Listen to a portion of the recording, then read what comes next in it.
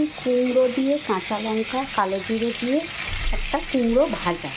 আমি কী করি, মানে এটা এইখানে আমি ঘটি, আর আমার শ্বশুরবাড়ির লোক বাঙাল, এটাকে কুমড়ো বটি বলে, মানে এখানের কথা। ওরা করে কালো জিরে কাঁচা লঙ্কা দেয়, দিয়ে চিংড়ি মাছটা ভেজে কুমড়ো দিয়ে দেয়। এবার আমি কী করি, এটাই কালো জিরে কাঁচা লঙ্কা দিয়ে চিংড়ি মাছটা ভাজছি, একটু ভাজা হয়ে গেলে এতে আমি এই পেঁয়াজটা দিয়ে দেবো। তাহলে ছেলেমেয়েরা তো কুমড়োটা খেতে চায় না, না চট করে দেখবেন কারোর বাড়িতেই অনেকেই খেতে চায় না, কিন্তু ওই খিচুড়ির সাথে দিয়ে একটু তরিবোধ করলে খেয়ে নেয়।